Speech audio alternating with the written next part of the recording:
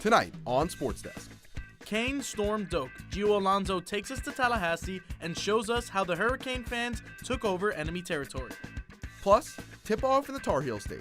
Our Hangtime team breaks down all things Canes from ACC tip-off. Finally, from Serbia to South Florida, Sofia Maza tells us about one volleyball player's journey to the U. All this and more SportsDesk starts right now.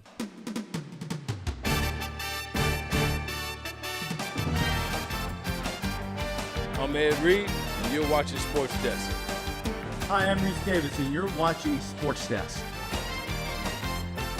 Hi, I'm Jim Kelly, former UM guy. You're watching SportsDesk. What's up? I'm DJ Williams, and y'all watching SportsDesk.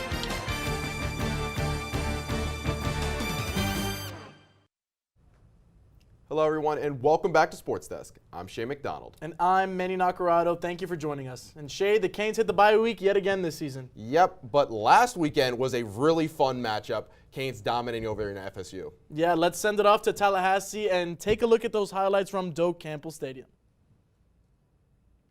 All right, classic rivalry matchup, Miami versus FSU at the Doak. Carson Beck already at the 4-yard line and gets a strike to CJ Daniels hitting the slant. Look at him celebrating in the end zone. Miami strikes first, and look at him mocking the Seminole chant early in the game. Hatred is real between these two teams. Tommy Castellanos drops back and throws a dime to the defense. Bryce Fitzgerald gets the interception, and he's going to make it almost past the 50. No, he's going to pass the 50, and what a great start to the season for the freshman with a couple of picks already. And here's Carson Beck with the handoff to Mark Fletcher. No, it's a flea flicker, and that's Carson Beck going deep. Malachi Toney showing off that Dade County speed. 60-yard touchdown for the Canes right after the pick, and they are ecstatic. Miami with a lightning strike right out of the gate. And here's early in the third quarter, back to Malachi Toney, and that's that breakaway speed that he's got all the way in for the touchdown. Malachi Toney's going to score twice against the Seminoles, and look at him celebrate. Seminoles going to try and do something here with Tommy Castellanos taking the snap at the 5-yard line, trying to make this a closer game than what it really was, and he's going to get it to Randy Pittman Jr. for the score, but that's going to be all C wrote. Miami's going to take the win over Tallahassee with a final score of 28-22. Carson Beck with a great day, 20 of 27, 241 yards, and 4 touchdowns, and those are your highlights.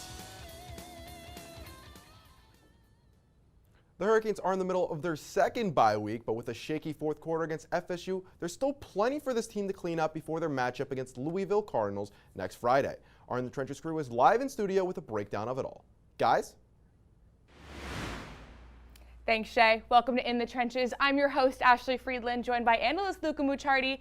And Jacoby Thomas earned himself Defensive Player of the Week last weekend. Luca, tell us about his FSU game. Yeah, well, Jacoby Thomas came over from Tennessee in the offseason, and he's been an absolute star for the Miami Hurricanes. Against Florida State, take a look at this. 5 tackles, a TFL, a sack, a forced fumble, and an interception. He was all over the field, getting in on every statistical category. Here it is with the strip of Deuce Robinson. The Canes wouldn't get the ball on this possession, but then they would get it on the next Jacoby Thomas forced turnover. Here you go. Castellanos rolls out, looks to throw a deep ball, and Thomas, he can fair catch this one, folks. Catches that one in the back of the end zone for the pick. He helped the Canes propel this defense to an elite level that they're at this season.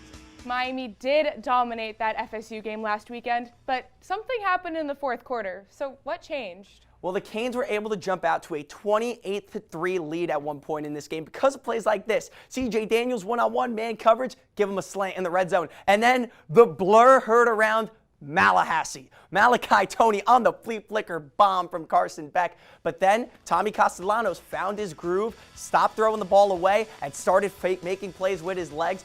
And it was 19 unanswered points for Florida State. They outgained Miami 188-17 in the fourth quarter, and that allowed the Noles to come back and make this a one-score game for a 28-22 final.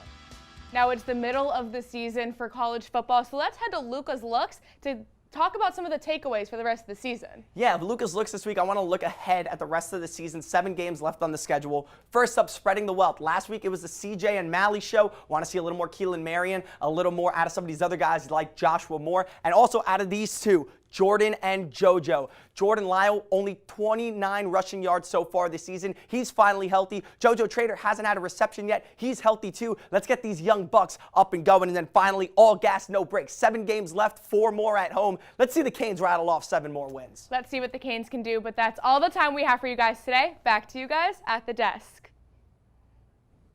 Thanks, guys. The Hurricanes drove into hostile enemy territory last weekend in Tallahassee, and Miami fans made sure their team was not without some friendly faces. Gio Alonso met multiple groups of Canes fans who make sure their team is never alone on the road and represent the connection between this Canes community. If you're a college football fan, you know what these drums mean.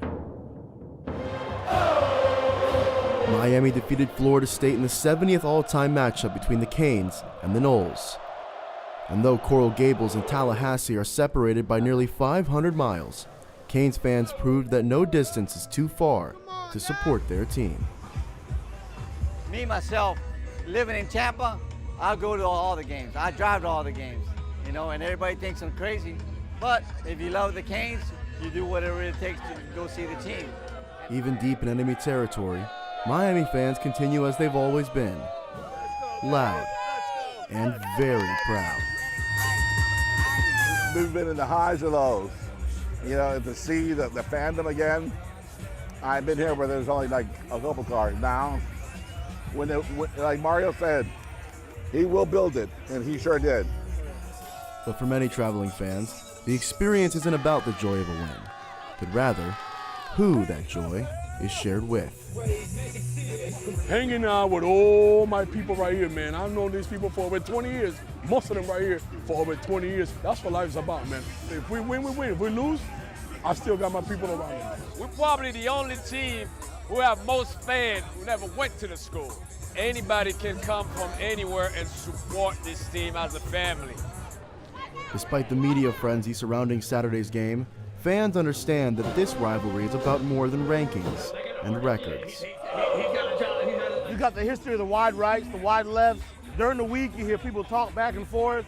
Just the history of it all. It's a pilgrimage. You know, there's people go to Mecca, I go to Tallahassee. Reporting for UMTV, I'm Giovanni Alonso.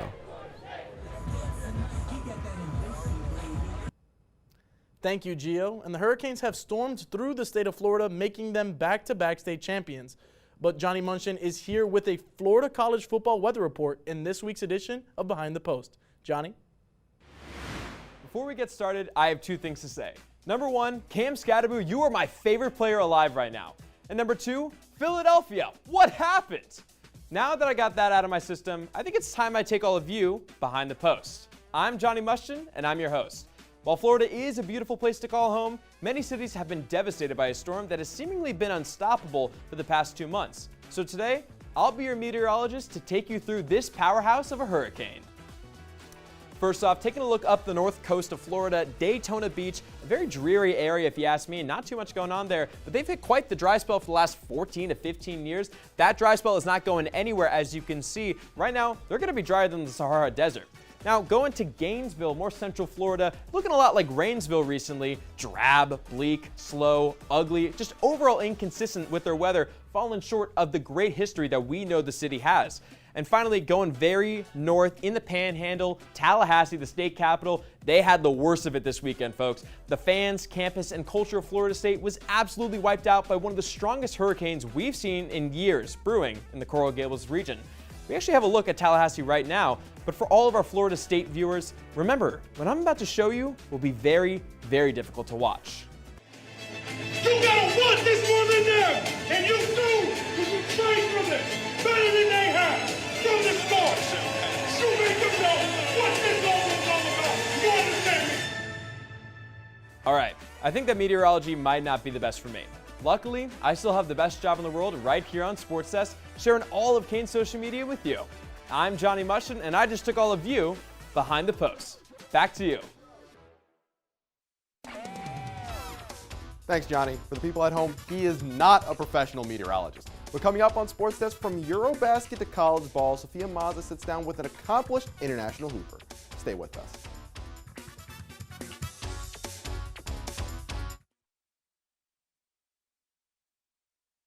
Hey You thinking about retirement? Of course I've thought about it, but there's all this stuff in the way. Oh, you're not kidding. The house, the kids are going to college. My new car. Car? You bought a new car? Oh, hey, you should meet my friend Avo. Avo's a retirement coach. He'll help get you started. But what does Avo tell you to do? You don't know? Focus on your future. Your goals can still be met. But how? Target your tomorrow and use the Avo bet. You sing? Not really. A is for taking action. Start off with a plan. You built these letters? Yep. V is for variety. There's so many ways you can. I follow you. Come on. O's for optimize your savings. Let Avo lead the way. Visit aceyourretirement.org today. Nice sign. Thanks, I made it myself. Cool.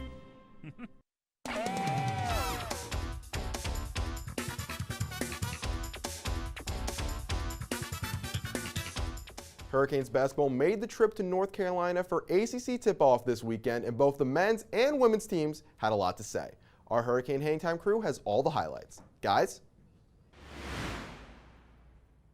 Welcome back, Canes fans, to another episode of Hurricane Hangtime. I'm your host, Zach Cohen, and I'm here with our analysts Tucker Kinney and Aiden Scaling, who are ready to break down everything you need to know about the ACC tip-off. Tucker, let's start with the men's team. What did you gather from the event?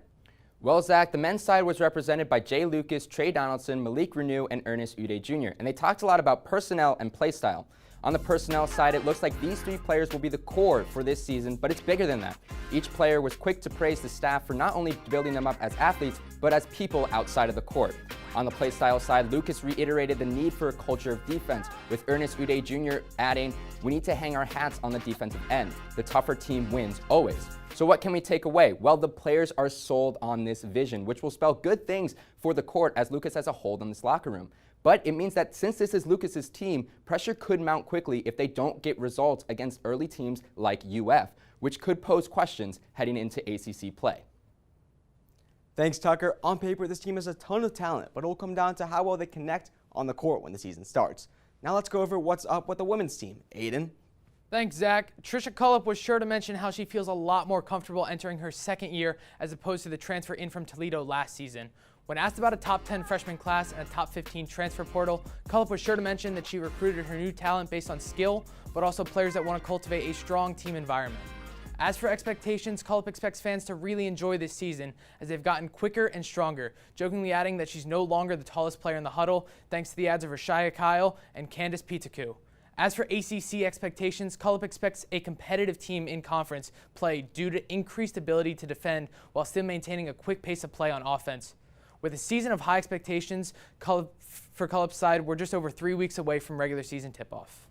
Thanks, Aiden. It's definitely exciting to see how this women's team will perform in the exhibition game next week. For now, that's all the time we have for today. Catch us same time, same place next week for some more Hurricane Hoops. Thanks, guys. And as women's basketball gears up to start their season, our very own Sophia Mazza sat down with one of the players to talk about the season and how it feels to represent her home country. Sophia, take it away. Hi, Canes fans. Welcome back to Athlete of the Week. I'm Sophia Mazza, and today I'm joined by Canes basketball's Gal Raviv. Hi, Gal. How are you? Good. How are you? I'm good. So you played in high school at Bella Vista. How do you feel that developed you as an athlete? I think it helped me a lot to get used to the American game because coming from overseas was a little hard to adjust. But I think that having that before going to college helped me a lot to get used to the game. And you got to represent your country at the Eurobasket. How was that? What was your favorite part about it? It's the best feeling in the world, honestly. It's just like representing the jersey that on you and like the flag. I think the favorite part is like we did history, like we beat France, something that Israel have never done before, and we played in the U19 World Cup, never done before either. So that was pretty cool. Wow, a lot of milestones that you got to be a part of. Yes. Okay, so now we're going to play a quick game called Brick or Swish. I'm going to say some questions, and I just want you to answer brick or swish. Okay. The Miami weather. Swish. Cuban coffee. Never had it. You need to try it before you leave. I will. And then last one, early morning practices. Swish. Okay, well, thank you so much for coming. That's it for this week's Athlete of the Week. Back to you guys. Thank you, Sophia. Making the transition from one sport to another is never easy. And for one Miami local, she's made her way from vaulting over the bar to diving into the ring. Johnny Mushkin has the story. Kristen Lubeski has been an athlete all her life. Pole vaulting was her true passion until her journey was sent in a different direction. Her original goal was to make the Olympics for track and field, until one DM would send her sports journey into a whole new direction. So I was reached out to by the WWE, which was a crazy experience. I got an Instagram DM, and at first when I saw it, I was like, this is a scam. This cannot be what I think it is. However, the transition from pole vaulting to wrestling wasn't as easy as Kristen thought. Honestly, I have to say I was humbled when I first started. The first series of bumps, I couldn't turn my neck, I was waddling, and I couldn't walk right. Despite the initial struggles, Kristen's hard work is already being picked up by industry veterans. She's a good student. She's coming along really fast. Sometimes people come along faster than other people. It takes some time. I've had students that were ready to go in ring 3 months.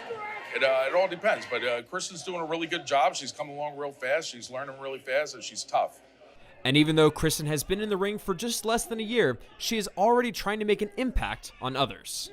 I'm not only going in there and wrestling and fighting, and it's entertaining, and it's all three, and I think it's a really good thing to be an inspiration for little girls. Johnny Mushkin, UMTV.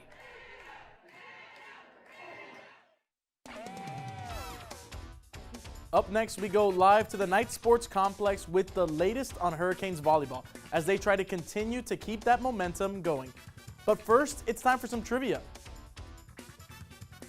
Speaking of volleyball's hot streak, the Canes have won 14 straight matches. So when was the last time Miami won that many games in a row?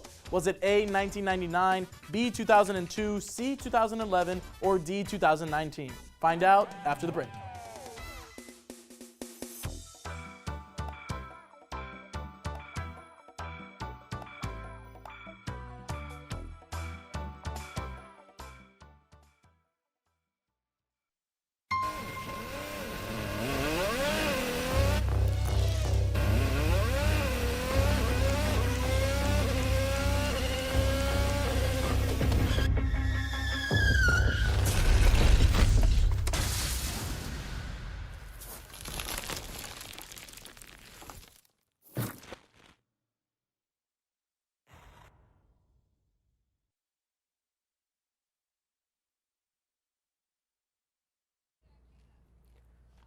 All right, guys, I gotta know, what's your SportsDesk hype song? Manny, hit it.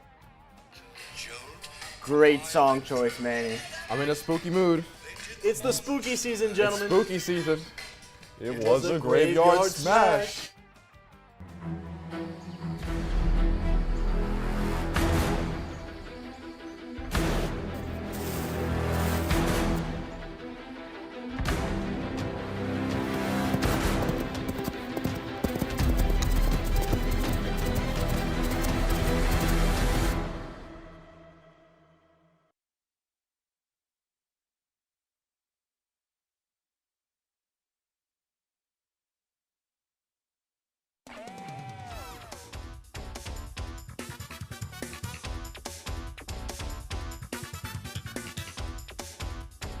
Welcome back to Sports Desk. If you answered B, 2002, you'd be correct. The Hurricanes opened the 2002-2003 season with 15 straight wins. Miami finished 27-6 and made it to the Big East Championship that year. Cane soccer had a slow start in ACC play, but swim and dive are about to start their season. Our O Sports Roundup crew is here with the details on soccer, swim and dive, and more. Guys? What's up, Canes fans, and welcome back to the O Sports Roundup. I'm Sarah Landau. And I'm Liam Hickey. Not everyone could beat Florida State over the weekend. Miami soccer was defeated once again in ACC play last Friday, falling 3-0 to the number 5 ranked Seminoles and dropping to 6-5-2 on the season. Up next for the squad is a 4-game homestand where the Canes will look to secure their first ACC victory against Syracuse tomorrow night at 7. Sarah, swim and dive is officially back. Tell us more about their season opener. After a highly anticipated start, Canes Swim and Dive is officially kicking off their season at the FGCU Invite in Fort Myers this weekend. Miami will go up against FGCU in Tampa as they compete in this regional rivalry. Since their top 20 finish nationally last season and the return of 1-meter springboard champion Chiara Pellicani, head coach Andy Kershaw is optimistic about this year being yet another strong season for the Canes. Liam, what's going on in the world of Canes tennis? From the swimming pool to the Great Lakes, women's tennis opens play at the Wolverine Invitational in Ann Arbor today. Jacqueline Ogunbowale will be a player to watch for Miami, looking to build off of last week's undefeated performance in the Bedford Cup. The Invitational marks the last regular season event for the Hurricanes before regional championships start next week.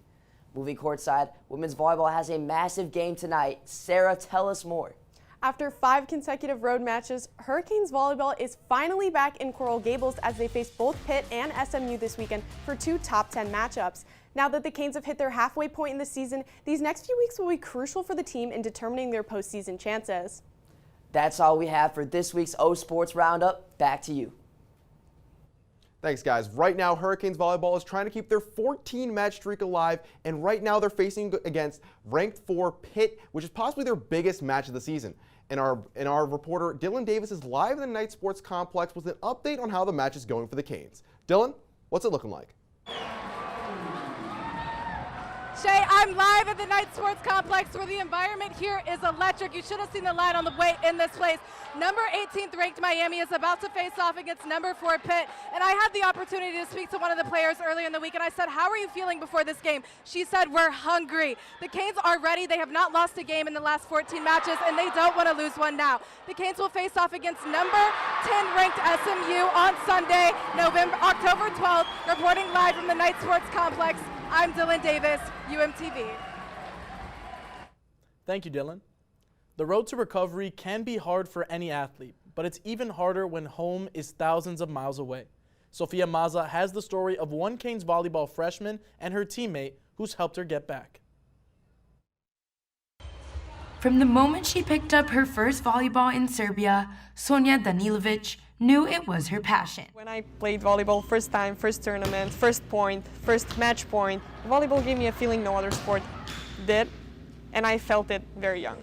That feeling pushed her across the globe to chase the game she loves. I would say for a long time, America has been something that was in the back of my mind. I think America and college volleyball is something that I would be so sad if I missed. But that dream came with challenges. A back injury sidelined Sonja early in the season. I was so sad. I was in disbelief. I was asking a million questions like, why me? Why not? She wasn't alone. Her teammate Gabby was also out and helped Sonja find perspective. Sonja, I think, had a really hard time also because she's like a freshman, so it was like her first time of so many experiences. Like having an injury in itself is like mentally really hard. I helped her kind of see it in like longevity. Like if she would have kept playing, she probably would have worsened her injury and it could have hurt her more in the long run. Even in the frustration, just being near the court reminded her what she was fighting Wearing for. the jersey, being with the girls where they are warming up, it feels different. Even now it's all about recovery and making every minute count. I can't give myself the luxury of not being 100% every practice. I just want to try to make as much impact as I can. As she looks ahead, Sonja is focused on the future she only once imagined. I love being here, and I'm really hoping that I'll be here for the next 4 years. Sophia Mazza, UMTV.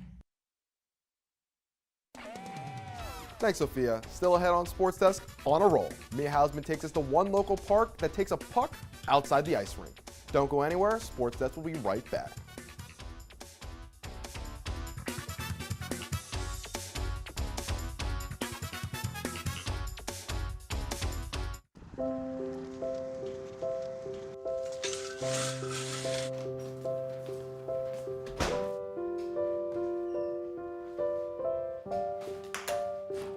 I like to eat apples and bananas. I want to eat apples and bananas. I need to eat apples and bananas. Why can't I eat apples and bananas?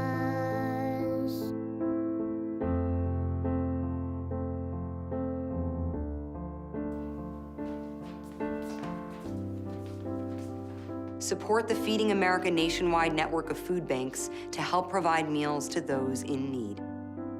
Join us at feedingamerica.org.